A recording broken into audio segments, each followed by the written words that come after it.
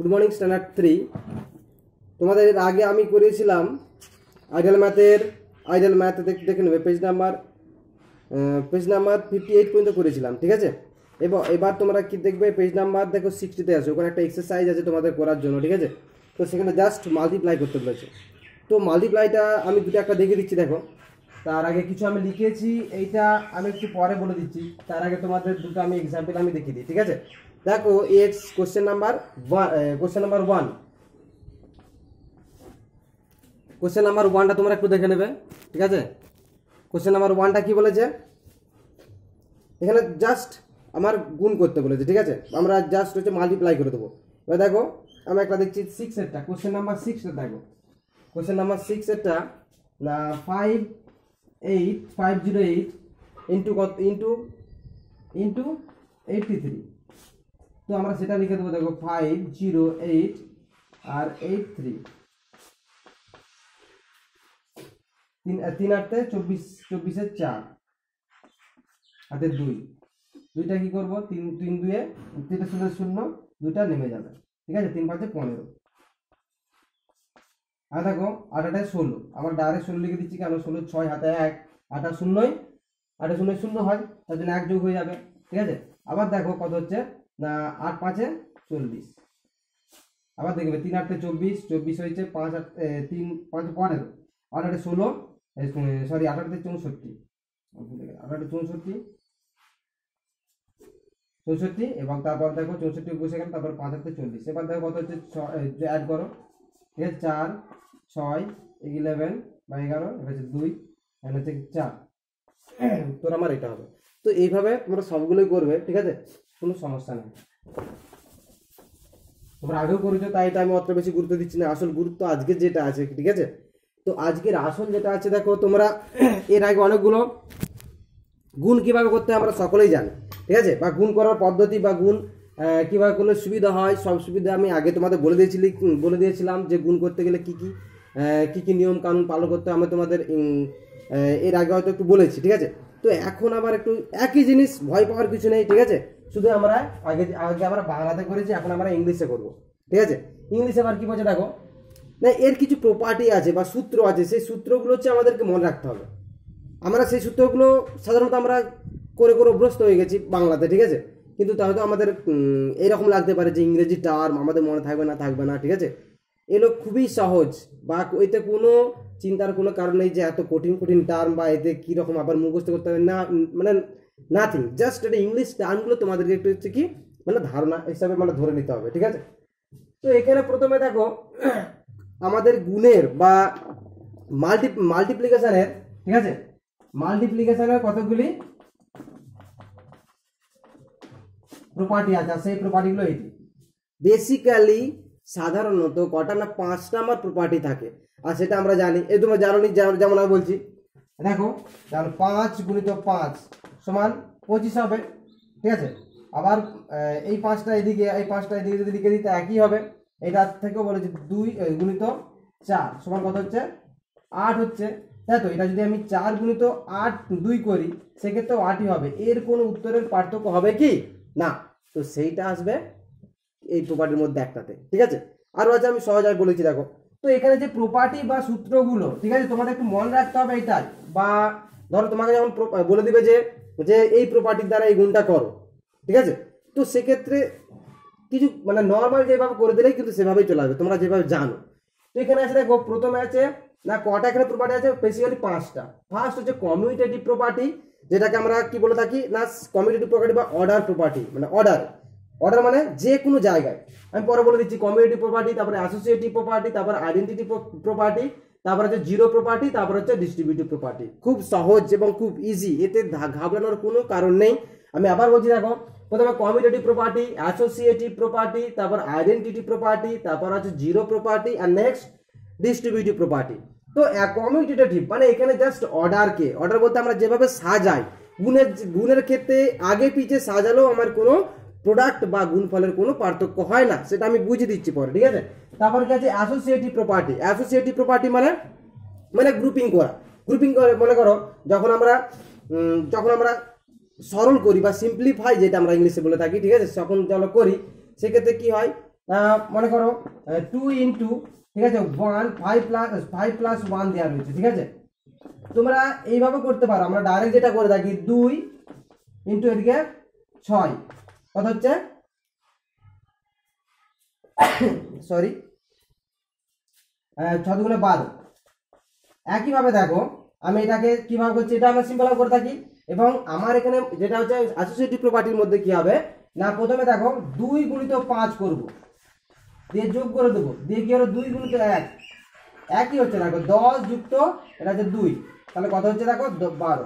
মানে কোনো আমার পার্থক্য হচ্ছে না, একই জিনিস, সেটা শুধু আমাদের দেখতে হবে এখানে কি হচ্ছে গ্রুপ করে করে আমাদেরকে সেটা কি হচ্ছে অ্যাড করতে হবে। বাট এইটা এখানে এই প্রসেস, সরি এইটা এখানে একটা, সরি এখানে হচ্ছে আমার গুণেরটা, ঠিক আছে, গ্রুপিং হচ্ছে গুণেরটা। এখানে গ্রুপিংটা কিরকম না 2 ইন্টু এখানে দেখো এইটা, তো সেক্ষেত্রে কত হবে দেখো 2 গুণিত এটা কত হবে 5, কত হচ্ছে 10 হচ্ছে, তাই কি না। সে একইভাবে দেখো 2 ইন্টু 5 ইন্টু 1 করলেও কি হচ্ছে এখানে 10 প্লাস 10 ইন্টু 1 ইকুয়াল টু 10 হচ্ছে, তাই তো। মানে এখানে গ্রুপ করে করে মনে করো আমার 3টে পরপর দেওয়া আছে, 3 2 আবার হচ্ছে 4 দেওয়া হয়েছে, তাহলে কত হচ্ছে আমি এগুলো আগে করে নিতে পারি, বা 3 ইন্টু 2 ইন্টু 4 ইকুয়ালস টু মানে প্রথমে এগুলোও করে দিতে পারি, ঠিক আছে। তো সেইভাবে করে আমাকে কাজটি করতে হবে আর কি। মানে এখানে বলা আছে 3টে বা 4টে যাই থাকুক না কেন আমাকে গ্রুপিং ওয়াইজ করে করে গেলে সুবিধা হবে, অর্থাৎ করতেই হবে, ঠিক আছে। না করলে আমাদের পরবর্তীকালে অসুবিধা হয়ে যাবে। আমরা করতে পারবো এইভাবে একটার পর একটা করে করে যাবো, but it is time consuming, ঠিক আছে, মানে আমাদের সময় একটু বেশি নেবে। তার থেকে আমার সিম্পলভাবে করে করে যাবো, তাই না। কারণ এটা যখন হিউজ হয়ে যাবে সেক্ষেত্রে আমাদের আলাদা হয়ে যাবে, তাই আমরা একটার পর একটা করে করে যাবো। সেটা হচ্ছে কি গ্রুপিং বা অ্যাসোসিয়েটিভ প্রপার্টি, ঠিক আছে। আর নেক্সটটা কি বলেছে দেখো, নেক্সট আছে মাল্টিপল প্রপার্টি আইডেন্টিটি প্রপার্টি। আমরা জানি যে কোনো সংখ্যাকে 1 দিয়ে যদি ইন্টু করা হয় সেটা সেই সংখ্যাই হবে। তো মনে করো 3 ইন্টু 1 ইকুয়ালস টু 3 হবে, 1 ইন্টু 4 ইকুয়ালস টু 4ই হবে, বা 4 ইন্টু 1। মানে আমার কাছে কোথাটা হচ্ছে কি যে কোনো সংখ্যাকে যদি আমরা গুণ করি সেক্ষেত্রে কি হবে সেই সংখ্যাটা ফিরে আসবে, ঠিক আছে, ওকে। তারপর আবার একটা আছে দেখো না জিরো প্রপার্টি, এইটাও জানি জিরো প্রপার্টি খুব সহজ। মানে কোনো সংখ্যাকে যদি 0 দিয়ে গুণ করা হয় 0 হবে, হাজার কোটি কোটি সংখ্যা থাকুক না কেন তাকে যদি আমি 0 দিয়ে গুণ করি কি হবে সেক্ষেত্রে 0 আমার সংখ্যা হবে, তাই তো। তারপর ডিস্ট্রিবিউটিভটা বলছে এটা আগেটা যেটা বলছিলাম, ঠিক আছে, ডিস্ট্রিবিউটিভ প্রপার্টি এটা, ঠিক আছে। মনে করো 2 ইন্টু 5 প্লাস আমি 2ই বলছি, ঠিক আছে। তো এইটা হচ্ছে আমার গ্রুপিং প্রপার্টি, মানে এটা যোগ থাকবে বা বিয়োগ থাকবে সেক্ষেত্রে আমাকে একটা একটা করে গুণ করে করে যোগ বা বিয়োগ শেষটা করে নিতে হবে। মনে করো এটা আছে কত না 5 এর সঙ্গে প্রথমে 2 কে ইন্টু করে নেবো, ঠিক আছে, কত হবে 5 এর সঙ্গে 2 কে 5 এর সঙ্গে 2 কে 5 ইন্টু, তাহলে কত হবে 10, তারপর যুক্ত চিহ্ন আছে দেখো 2 এর সঙ্গে আবার 2 কে 4 ইকুয়ালস টু কত হবে 40। তো এইটা আবার নর্মাল পদ্ধতি কি হবে 2 গুণিত দেখো, ঠিক আছে, 5 আর 2 5 যুক্ত 2 ইকুয়ালস টু কত হবে 2 গুণিত এখানে 7 হয়ে যাবে 14, বুঝছো। এইভাবে সব আছে ডিস্ট্রিবিউটিভ মানে ভাগ করে করে গুণ করা আর কি। এখানে যেমন একটা সময়কে যোগ করে দেওয়ার পরে আমি গুণটা করছি সেটা না করে দুদিকে ভাগ করে দিলাম, 5 এর একদিকে ভাগ 2 এর একদিকে ভাগ করে তারপর আমি গুণটা করলাম, তাতে আমার সহজ হবে, ঠিক আছে। এটা যদি হিউজ হয়ে যায় মনে করে এখানে 2 আছে 5 আছে যদি শত শত থাকে সেক্ষেত্রে আমাদের যোগ করতে সহজ আছে, ঠিক আছে, কিন্তু গুণ যখন করা হবে হেভি একটা বার্ডেন চলে আসবে আমাদের মধ্যে, তাই না। তো সেক্ষেত্রে আমরা একটু ভাগ ভাগ করে নেবো, তারপর তো আমাদের ইজি হয়ে যাবে। এটা তার জন্য বলা হচ্ছে ডিস্ট্রিবিউট মানে কি গো, ডিস্ট্রিবিউট মানে ভাগ করা, তাই না। তো এবার দেখো আমি আরেকটা ভালোভাবে তোমাদের বুঝিয়ে দিচ্ছি। তো এই কোশ্চেনের আছে ডিস্ট্রিবিউটিভ প্রপার্টি, প্রথমে আছে দেখো কমিউটেটিভ প্রপার্টি। আমি একটা উদাহরণ দিয়ে বুঝিয়ে দিচ্ছি, দেখো কমিউটেটিভ প্রপার্টি ফার্স্ট,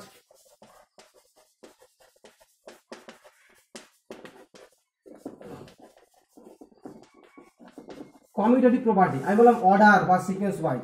মনে করো এখানে আছে 11 ইন্টু 11 সরি 10 ইকুয়ালস টু কত 110। এটাকে যদি আমি এইদিকেও লিখে দিই সেক্ষেত্রে 110ই হবে, বুঝতে পারলে। তার মানে আমি কি বলছি, যদি if hence changing the order of a factors does not change the product. তো মানে এই যে ফ্যাক্টরগুলোকে আমি গুণের আগে বলেছিলাম যে যেগুলো হচ্ছে মাল্টিপ্লাই, তো মাল্টিপ্লাই বা মাল্টিপ্লায়ারকে যদি আমরা, সরি এখানে একটা দেখো এটা 10 হবে, এটা 11 হবে, তো মাল্টিপ্লাই বা মাল্টিপ্লায়ার যদি আমরা এক্সচেঞ্জ করে দিই, ঠিক আছে, মানে দুটো যদি আমরা একে অপরের জায়গাকে আমরা চেঞ্জ করে দিই বা পরিবর্তন করে দিই, তাহলেও কখনো তার হচ্ছে গুণফলটার সঙ্গে আমার পার্থক্য হবে না, ঠিক আছে, গুণফলটা সবসময় সেম থাকবে, তাই না? and this is called the commutative property in which the order of a factor does not change the product, ঠিক আছে, যে কোনো অর্ডারে আমি ফ্যাক্টরগুলোকে যদি বসাই সেক্ষেত্রে আমাদের কোনো গুণফলের কোনো পরিবর্তন হবে না, তাই না? এবার নেক্সট দেখো, নেক্সট কোশ্চেন, সরি নেক্সট আছে প্রপার্টি গ্রুপিং প্রপার্টি।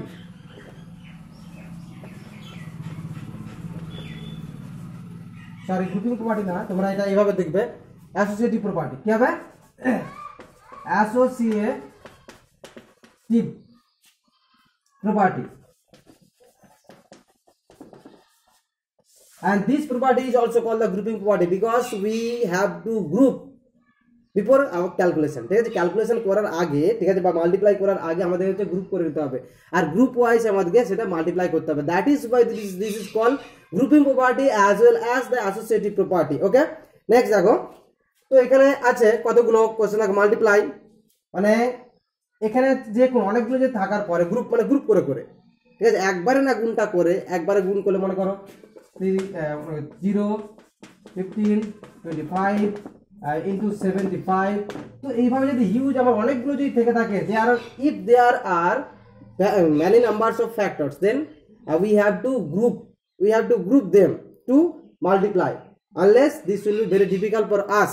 Okay, যদি না আমরা এটা যদি গ্রুপিং না করি আমাদের ক্ষেত্রে ডিফিকাল্ট হয়ে যেতেই পারে পরবর্তীকালে, anyhow there would be some mistake in your solution. Okay, so we have to calculate them in group wise. That is why this process is called the grouping property as well as the associative property.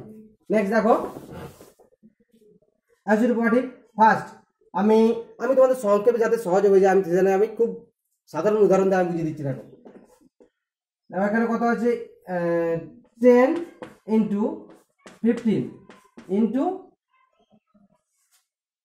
2, তো এখানে দেখো এটা তাহলে কত হবে, আমরা একভাবে করতে পারি, ঠিক আছে, বাট সেক্ষেত্রে আমরা একভাবে না করে আমরা কি করব, প্রথমে গ্রুপিং করে নিতে পারি। আমি এইভাবেও গ্রুপিং করতে পারি, আবার 10 ইন্টু 15 ইন্টু 2 আবার এইভাবে প্রথমে গ্রুপিং করতে পারি, তাই না? তো এইভাবে করলে কেন বলছি, কারণ এটা ব্র্যাকেট করলে মানে সেখানটি আগে করতে হবে, তাই তো। ব্র্যাকেট মানে কি, if we look at the if you recall our method বদমাস মেথড যদি আমরা ফলো করি according to the simplify method, মানে সিম্পলিফাই সরল আকারে যদি আমরা যেটা করে থাকি, যদি বদমাস যদি আমরা মানে সেটা ফলো করে থাকি, first we have to calculate বা we have to complete the solution or solve all the factors or all the factors which are inside ব্র্যাকেটের মধ্যে যেটা থাকবে সেটা আমার ফার্স্ট ক্যালকুলেশন করতে হবে। ওকে, তো সেইভাবে দেখো, তো প্রথমেরটা আমি যদি করে থাকি, এবার দেখো প্রথমেরটা যদি আমি করি সেক্ষেত্রে একটু দেখবে, প্রথমেরটা যদি করি এভাবে কত হবে না, 10 ইন্টু 15 তার মানে 150 ইন্টু 2 ইকুয়াল টু 300। ওকে, আর এইটা করলে কিভাবে হবে, দেখো এটা করলে হবে 10 ইন্টু 15 30 ইকুয়াল টু 300। ওকে, তো এইভাবে আমাদের এটা সম্পূর্ণ হতে পারে। তো এখানে সেটা বলতে আছে যে মানে if changing the grouping of factor does not change the product, it is also known as কি অ্যাসোসিয়েটিভ প্রপার্টি বা গ্রুপিং প্রপার্টি। আমরা গ্রুপ করে যেভাবেই করি না কেন, এভাবে যদি গুণ থেকে থাকে আমার হচ্ছে পার্থক্য হয় না, যে প্রোডাক্ট যেটা থাকে তার কোনো পার্থক্য হয় না। Okay, next property is identity property. Identity property means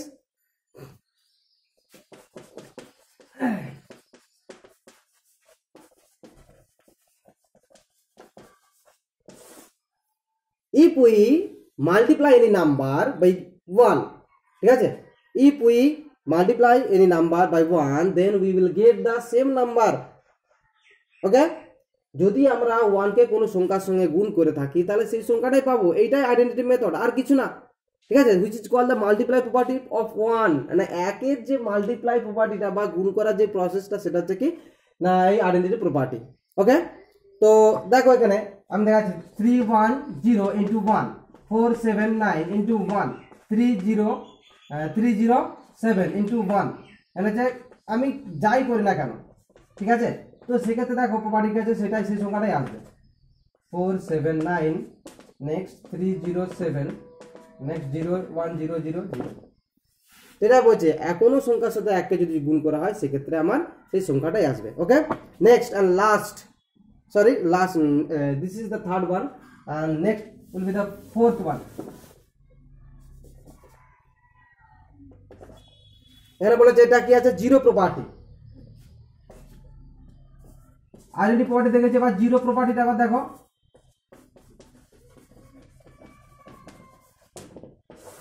zero property means এটাই বলা হচ্ছে, ঠিক আছে, if we multiply any number with zero then the product will be always zero.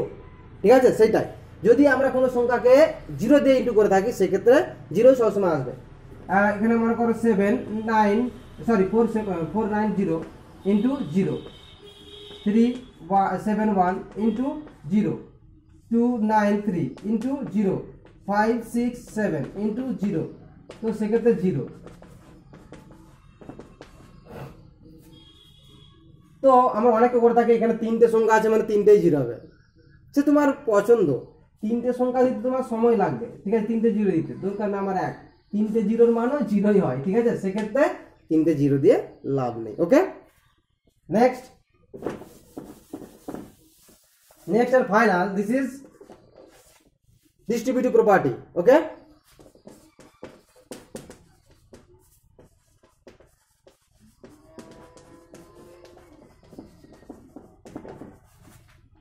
তো ডিস্ট্রিবিউটিভ প্রপার্টি কিরকম বলেছিলাম, মনে করো 2 গুণিত আমি এটা করে 5 ইন্টু 3 করলাম, সরি ইন্টু 5 প্লাস 3।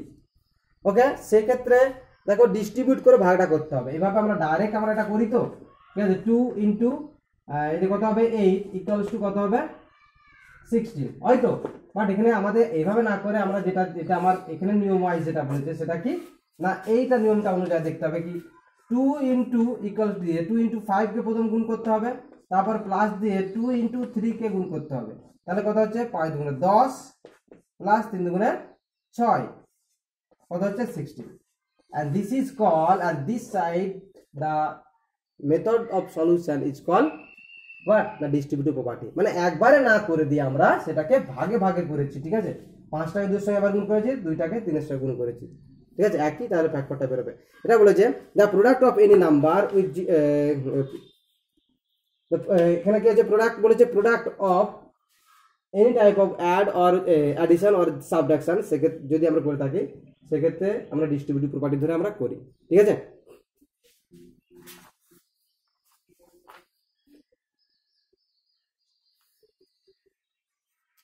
ঠিক আছে, তোমরা এটা একটু করবে এবং আগেরটা একটু দেখবে, ঠিক আছে, কারণ এটা একটু দিয়ে দিচ্ছি, তোমরা একটু অন্তত পড়বে, পড়ে মুখস্থ করবে কোনটা কি কাকে বলে, ঠিক আছে, হতেই পারে ডিস্ট্রিবিউটিভ প্রপার্টি কাকে বলতে পারে, ঠিক আছে, সেক্ষেত্রে তোমরা কোশ্চেন নাম্বার 16 পেজ নাম্বার 16 এর 4Dটা তোমরা পুরোটা সম্পূর্ণ করবে, ঠিক আছে, এবং দিয়ে বাকি যে সূত্রগুলো আমি লিখলাম সেগুলো একটু ভালোভাবে মুখস্থ করবে।